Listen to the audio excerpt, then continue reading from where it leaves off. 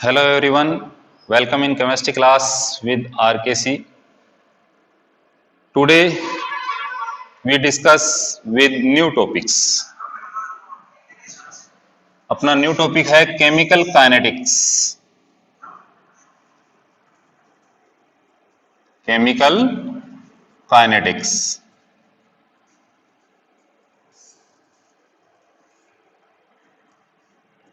ध्यान से देखिए. Kinetics word from A Greek word kinesis.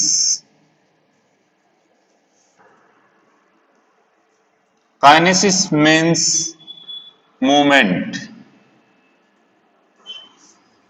यानी किसी भी केमिकल रिएक्शंस में जो पार्टिकल्स हैं उनकी मूवमेंट से रिलेटेड जो स्टडी की जाती है वो ब्रांच क्या है? Chemical kinetics. It means A branch of chemistry in which deals rate of reaction,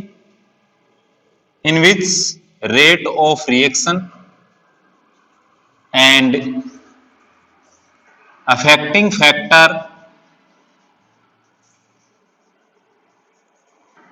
factors of rate of reaction and mechanism of reaction.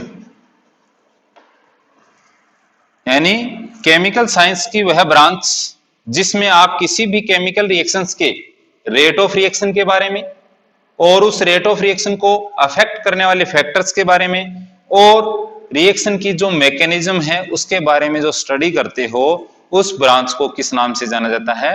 Chemical kinetics के नाम से जाना जाता है. राइट. अब सबसे पहले अपना पॉइंट है रेट ऑफ रिएक्शन. ठीक है, तो इससे रिलेटेड अपने डिस्कस करेंगे. आप देखते हो कि कोई भी केमिकल रिएक्शंस है उसमें reactant particle convert in A products. अब कोई भी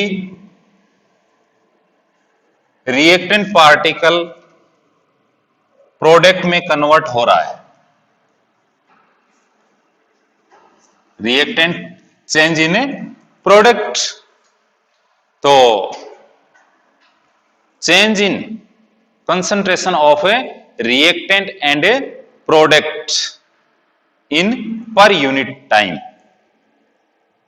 known as rate of reaction. ध्यान से देखिए, अपना वर्ड्स है रेट ऑफ रिएक्शन, अभिक्रिया का वेग, यानी इकाई समय में क्रियाकारक और उत्पाद की सांद्रता में परिवर्तन. Change in concentration of reactant and product within per unit time known as rate of a reaction. Rate of reaction क्या है? कि किसी भी रिएक्टेंट पार्टिकल, अब रिएक्टेंट पार्टिकल क्या है? डिसअपियरेंस.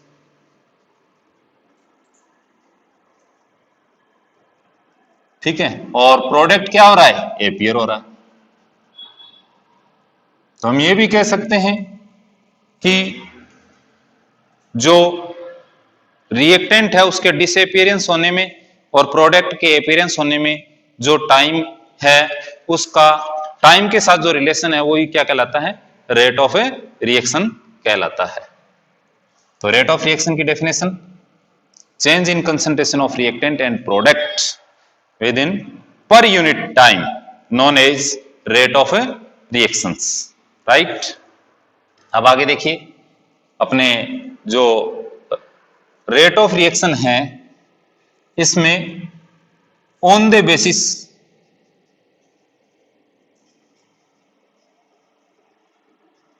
ऑफ स्पीड, जो केमिकल रिएक्शन है उसको 3 टाइप से आपने क्या किया है? डिवाइड किया है. कौन कौन सी? फास्ट रिएक्शन, या दूसरा नाम है आयनिक रिएक्शन. जितनी भी आयनिक रिएक्शन होती है वो क्या होती है? फास्ट रिएक्शंस होती है. ठीक है. फिर सेकंड आता है स्लो रिएक्शन. अब ये किसके बेस पे है? रेट ऑफ रिएक्शन पे. ये जिस रिएक्शन का जिस केमिकल रिएक्शन का रेट ऑफ रिएक्शन क्या है, स्लो है, जिसका फास्ट है, अब ये उसकी स्पीड पे डिपेंड कर रहा है, और एक होता है मॉडरेटेड।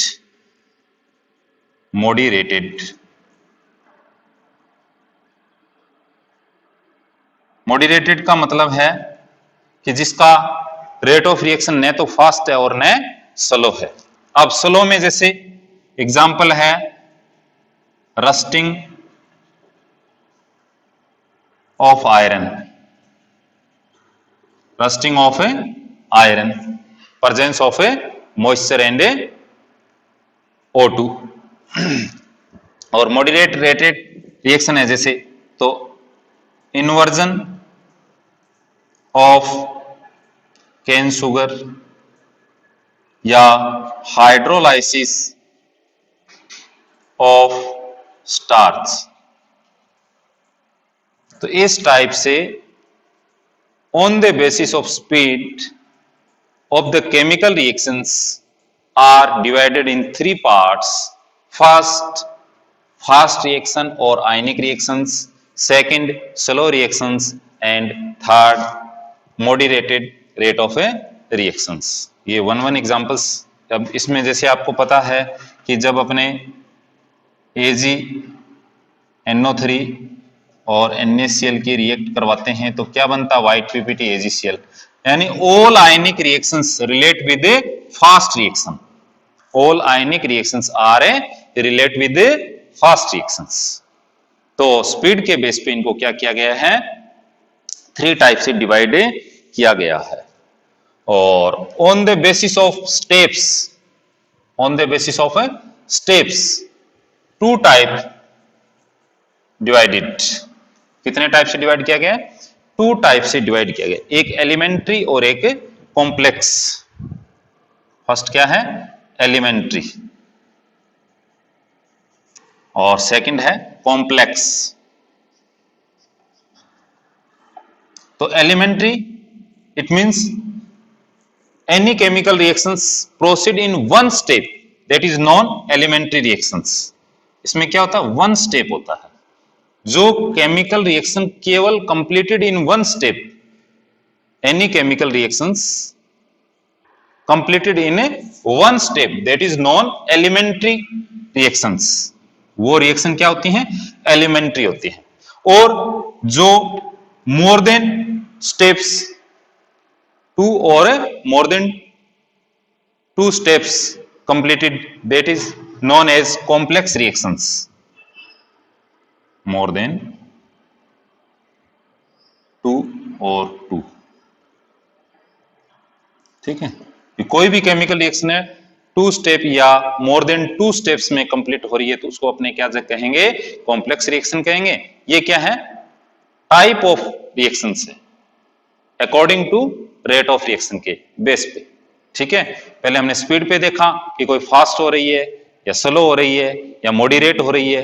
फिर मैंने बताया कि स्टेप पे भी डिपेंड करता है। अगर कोई केमिकल रिएक्शन 1 स्टेप में कंप्लीट हो रही है तो उसको अपने कहते हैं एलिमेंट्री रिएक्शंस, और यदि मोर देन 2 और मोर देन 2 है तो उसको हम क्या कहते हैं, कॉम्प्लेक्स रिएक्शंस। तो ये जनरल डिस्कशन था अपना केमिकल रिएक्शंस का। अब हम रेट ऑफ रिएक्शन, एक केमिकल रिएक्शंस लेते हैं, इसका मैथमेटिकल एक्सप्रेशन देखते हैं। आपके सामने मैंने लिखा कि any reactant species convert in A product with taken time t, ठीक है। तो initially time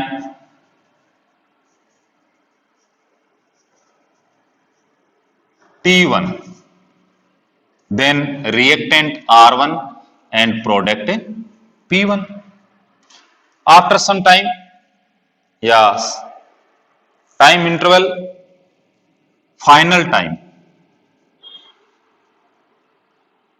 P2, the concentration of reactant R2 and concentration of product P2।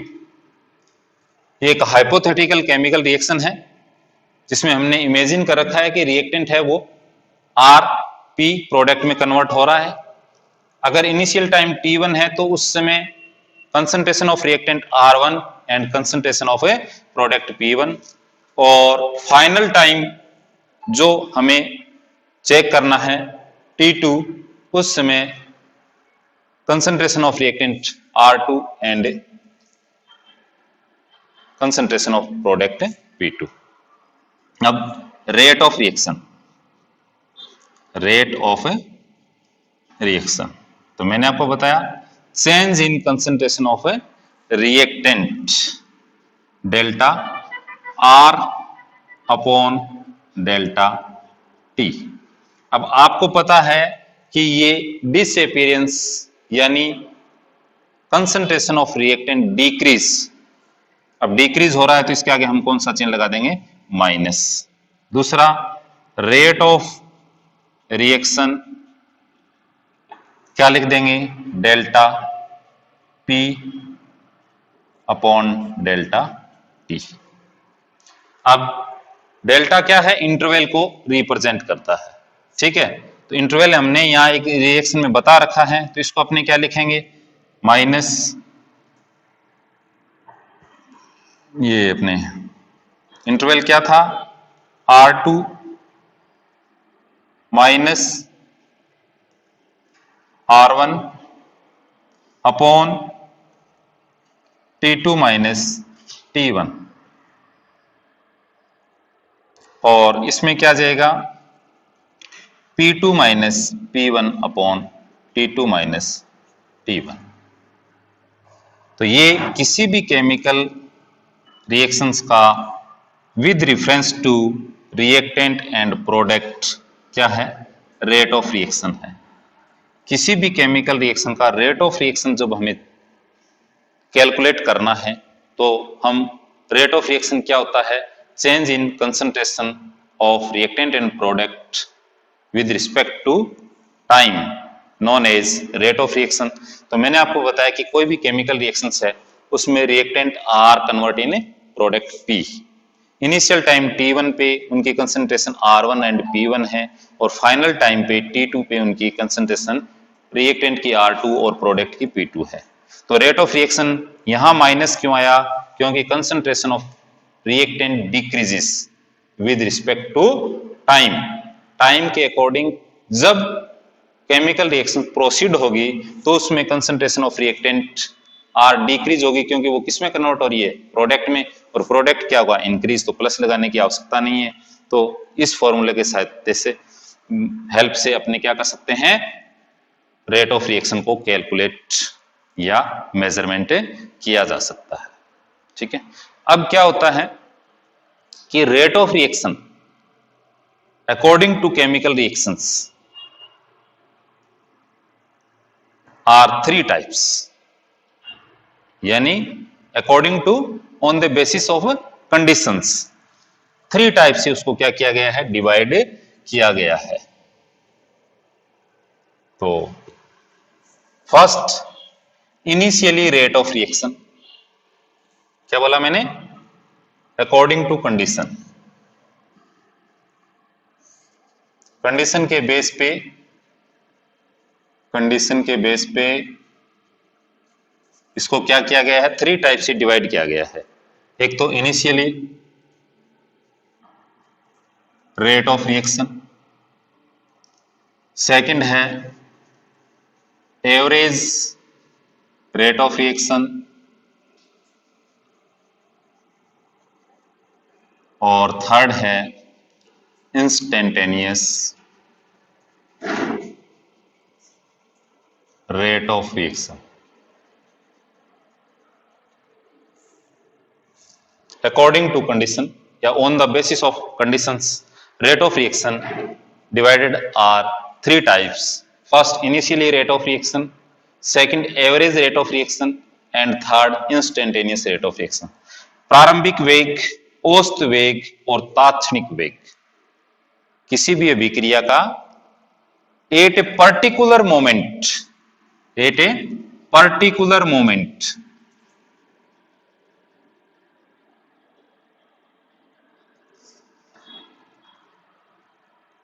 The change in concentration of a reactant and product at a particular moment known as instantaneous rate of a reactions. और यदि average, average का मतलब क्या है?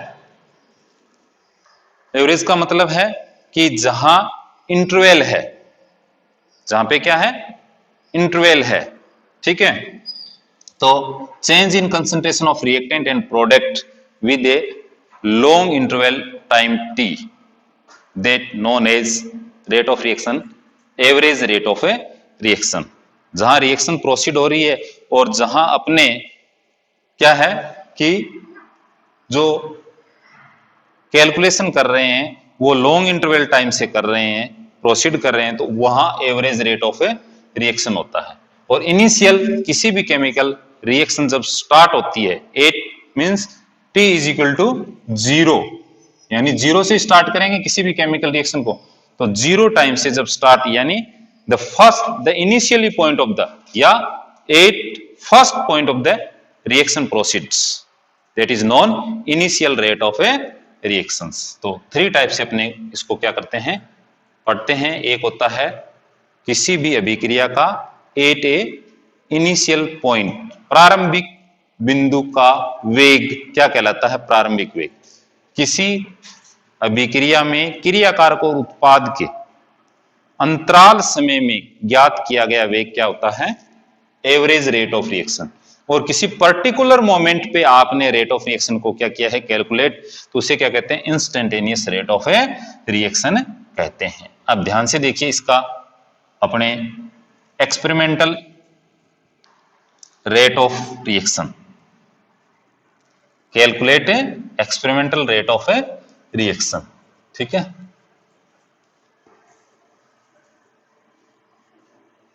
Next topic क्या है अपना? Experimental rate of reaction. भी आपको एक्सपेरिमेंट के द्वारा रेट ऑफ रिएक्शन को क्या करना है? कैलकुलेट करना है।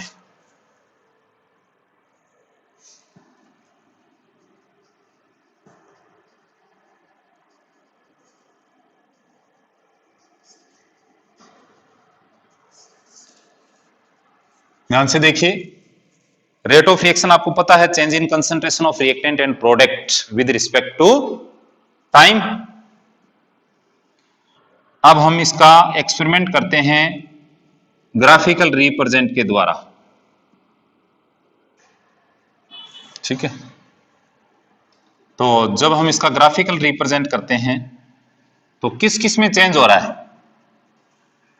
एक तो कंसंट्रेशन ऑफ रिएक्टेंट आर, और विद रिस्पेक्ट टाइम टी, और पी यानी प्रोडक्ट, और टाइम टी। आपको पता है कि इनिशियल टाइम जीरो, टाइम इधर इंक्रीज हो रहा है, 10, 20, जो भी 30, इस टाइप से टाइम इंक्रीज हो रहा है। जब टाइम के साथ कोई भी केमिकल रिएक्शन प्रोसीड होगी तो उसकी कंसंट्रेशन ऑफ रिएक्टेंट क्या होगी? डिक्रीज होगी। क्या होगी? डिक्रीज होगी। जबकि प्रोडक्ट की जो कंसंट्रेशन है वो क्या होगी? इंक्रीज होगी। तो ग्राफिकल रिप्रेजेंट में concentration of reactant with respect to time to show in graphical represent decrease, and in graphical represent product concentration of product and time to show increase। अब ये भी मैंने आपको बताया कि इनिशियल टाइम का मतलब होता है इनिशियल पॉइंट पे। अब इनिशियल टाइम पे आपको पता है कि जो कंसंट्रेशन ऑफ रिएक्टेंट है वो ज्यादा होती है, हाई होती है, तो वहां रेट ऑफ रिएक्शन भी क्या होगा? ज्यादा होगा। और प्रोडक्ट की जो कंसंट्रेशन है वो क्या होती है? कम होती है, यानी जीरो से स्टार्ट होती है, तो जीरो से होगी। तो इनिशियल टाइम का जो रेट ऑफ रिएक्शन हो तो इनिशियल रेट ऑफ रिएक्शन है। तो एक प्रकार से ये तो क्या है? इनिशियल पॉइंट है। अब हमारे सामने दो पॉइंट हैं, एक है एवरेज रेट ऑफ रिएक्शन और सेकंड है अपना इंस्टेंटेनियस रेट ऑफ रिएक्शंस। अब अपने किसी टाइम t1 पे कंसंट्रेशन क्या होगी? R1, और किसी टाइम t2 पे कंसंट्रेशन होगी R2। तो rate, average rate of reaction, average rate of reaction, जिसको हम RAV के रूप में भी रिप्रेजेंट सिंबलाइजेशन करते हैं। तो कैसे लिखेंगे? Minus R2 minus R1 upon T2 minus T1। ठीक है, ये एवरेज रेट ऑफ रिएक्शन है। इंटरवल है, टाइम बढ़ रहा है, उसके कारण उसकी कंसंट्रेशन में क्या आ रहा है? चेंज आ रहा है। ठीक है, अब ध्यान से देखिए, अगर हमें इंस्टेंटेनियस रेट ऑफ रिएक्शन करना है तो मैंने बताया एट ए पर्टिकुलर टाइम, किसी भी पर्टिकुलर टाइम पर जो रेट ऑफ रिएक्शन है वो क्या कहलाता है? इंस्टेंटेनियस कहलाता है। उसके लिए अपने क्या करेंगे? एक स्लोप, या जिस पर्टिकुलर टाइम पे करना है उस पे अपने क्या है? पॉइंट से। अब इस पॉइंट पे करना है अपने को। ठीक है, तो इसको कैसे रिप्रेजेंट करेंगे? Instantaneous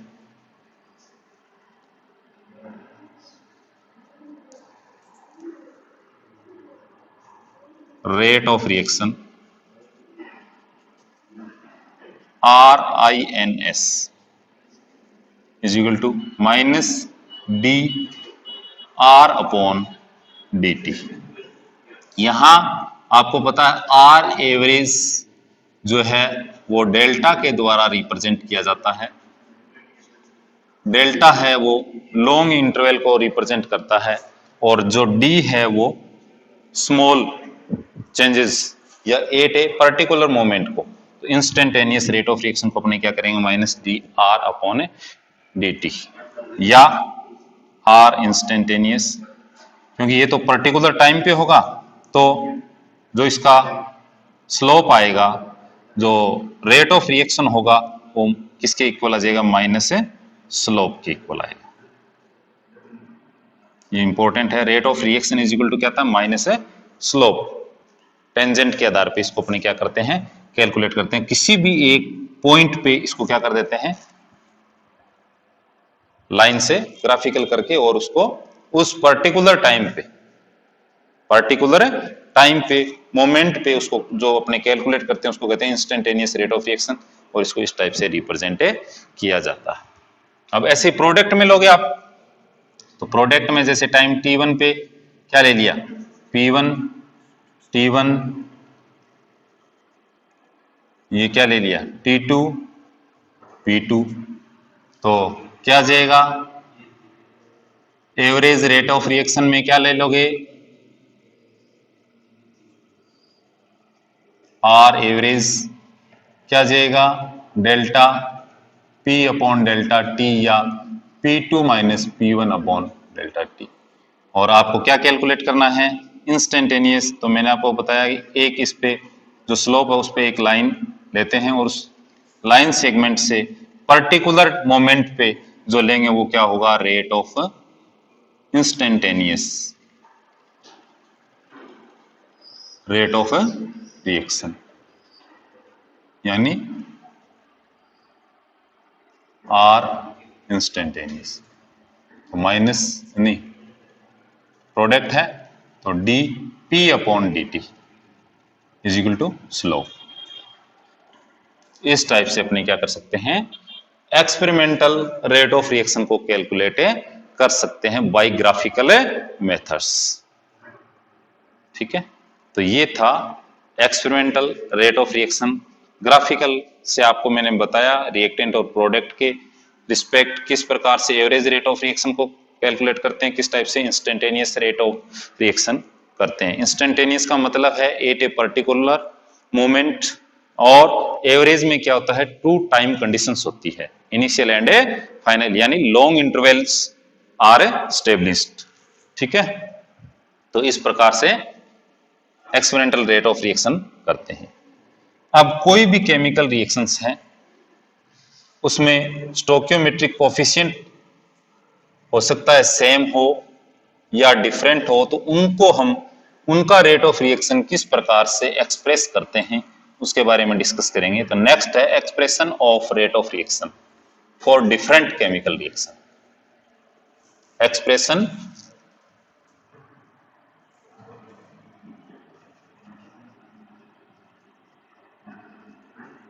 of rate of reaction for different chemical reaction। ठीक है, ध्यान से देखिए। Decomposition of phosphorus pentachloride in PCl3 and Cl2। अब हमें इसका रेट ऑफ रिएक्शन एक्सप्रेस करना है। Rate of reaction is equal to क्या लिखेंगे, माइनस DPCl5 अपॉन DT। क्या देख रहे हो आप, स्क्वायर ब्रैकेट मैंने क्या है, कंसंट्रेशन ऑफ रिएक्टेंट, उसके आगे क्या लगाया, माइनस, क्योंकि अकॉर्डिंग टू टाइम या according to proceed of reactions concentration of reactant decreases. DPCl3 upon DT, यहां क्या आएगा, प्लस, क्योंकि क्या है, प्रोडक्ट इंक्रीज हो रहा है। DCl2 upon DT। तो ये केमिकल रिएक्शन का रेट ऑफ रिएक्शन क्या हो गया, एक्सप्रेस्ड हो गया। अगर मान लो डिफरेंट स्टोइकियोमेट्रिक कोफिशिएंट, जैसे decomposition of N2O5 NO2 plus O2, ठीक है।